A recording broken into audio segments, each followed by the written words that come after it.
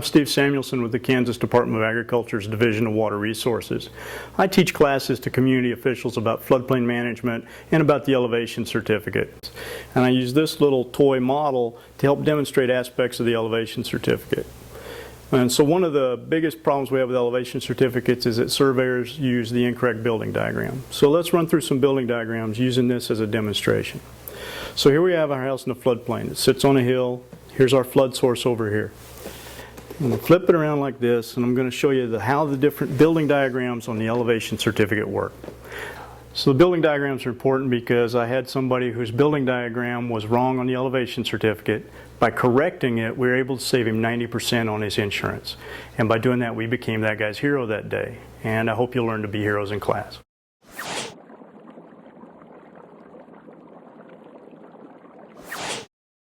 So the first building diagram in section A7 of the form is building diagram 1A. It's a slab on grade house. So let me kind of show you what that looks like.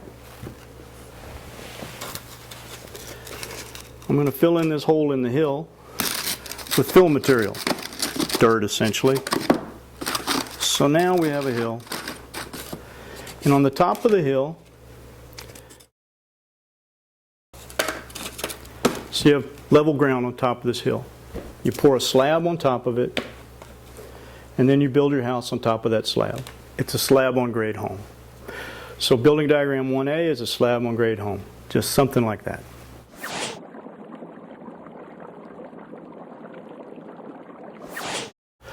Building diagram 1B is very similar, except that this, instead of being a slab, is a set of walls that's been poured, a stem wall. You fill on the inside of that with fill dirt or other type of material. Then you pour your slab on top of that. So you've created what's essentially a raised slab. And then now you have this raised slab and you build your house on top of it. That's building diagram 1B. From the road, building diagram 1B looks a little bit like a crawl space with no vents in it. And they have different levels of building diagram 1B. I've seen a building diagram 1B that wasn't much more than a foot high, and I've seen them that were 3 foot high. The 3 foot high ones are usually used for things like warehouse truck loading docks, so that the warehouse loading dock and the tailgate of the semi-truck are at the same level.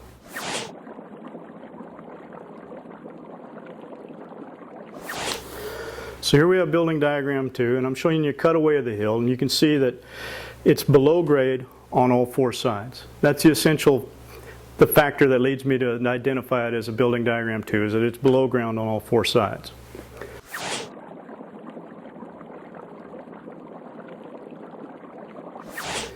Building diagrams 3 and 4 are very similar to building diagrams 1 and 2, except they're for split levels. I can't really make a split level with this little toy house. But building diagram 3 is your split level that's at or above grade. Building diagram 4 is your split level that has below grade parts, just like the building diagram 2 basement. So that it's a split level with a basement, or it's a split level that's above grade. That's the difference.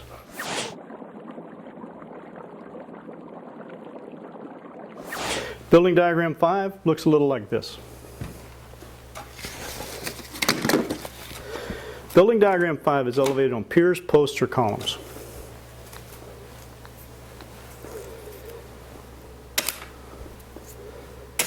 This is how your contractor does it at home, right?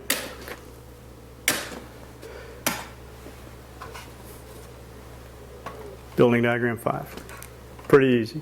You've all seen those movies of those houses in North Carolina on the beach where people go for vacations and they're elevated like 10, 20 feet in the air. I'm a guy from Kansas. We see them right here in Kansas. They'll be elevated between 3 and 4 feet off the ground. You'd be surprised how many of these there are in Kansas. People tell me they don't exist, but I find them out there all the time.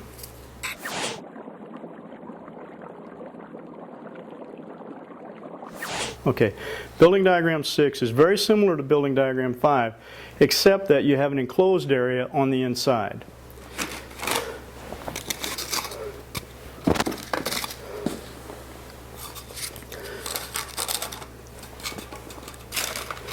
You have a small enclosed area on the inside of your building diagram.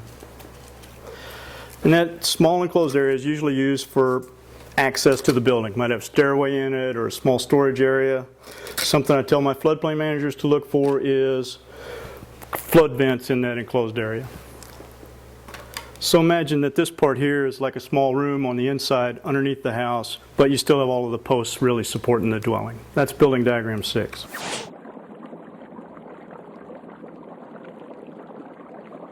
All right, building diagram 7 is elevated on a full story crawl space. And so a full story crawl space, it looks kind of like the slab on grade deal, except that this area here should be used for storage, parking, access to the building. In Kansas, what I commonly see is houses that are built like this, and they park the car right here where I'm placing my hand. That's building diagram 7.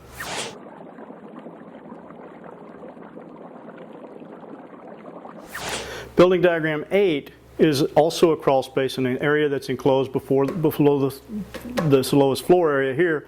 However, in building diagram 8, it's not a full story. So building diagram 8 looks a little bit like this. So here we have a crawl space area that's not a full story high. And then you have this area up here on top where the people live. And as it works out with my little toy house, I even have flood openings on the sides in just the right place. Those don't move, so that doesn't always work out with my demonstration, so I want to point it out at this time. So this is building diagram 8.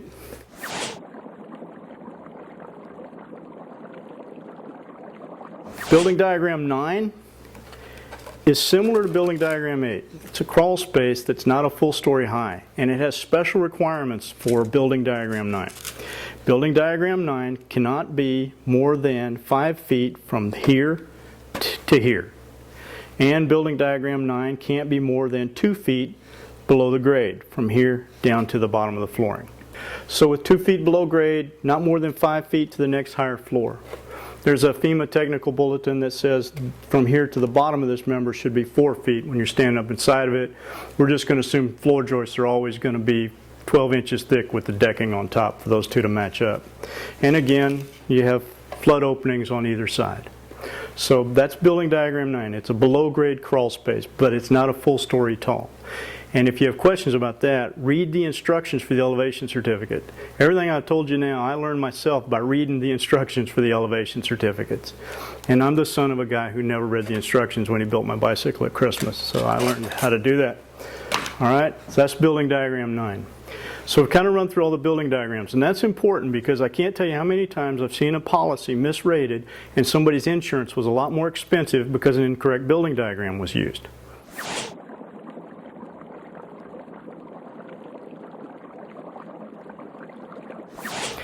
Now, Section B of the elevation certificate deals pretty much with map information, and I don't have any maps here. But continuing to use this model in Section C, we can talk about Section C2 on the elevation certificate and where you would find the top of the bottom floor, the next higher floor, and so on.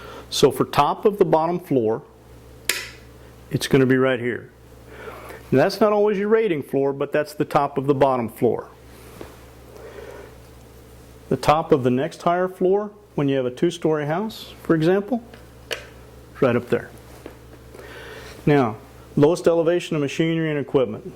Sometimes you'll have a heat pump outside, but in this case, lowest elevation of machinery and equipment, let's say you have a furnace, hot water heater inside of here. It'd be right down there. With the basement diagrams that I've shown you, and that's where I often see the furnace on the pre-firm houses. The furnace is down in the basement. Okay, base flood elevation, that could be anywhere. If this is your base flood elevation, we're going to hope this is a pre-firm house. Now, base flood elevation, we'll let the surveyors calculate that. It's important to know about base flood elevation because you can compare base flood elevation to lowest adjacent grade and highest adjacent grade. And how does that work? Highest adjacent grade is going to be up here at the highest point where the grade is touching the home. So that's your highest adjacent grade right there. Lowest adjacent grade is the lowest point where the dirt's touching the house, which is going to be down there.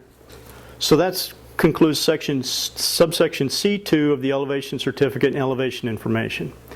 And by showing you this, I hope it's brought home some simple ways to recognize parts of the elevation certificate. If you learn how to review and identify problems on an elevation certificate, you will help your citizens and your clients save money. And I'm Steve Samuelson with the Kansas Department of Agriculture.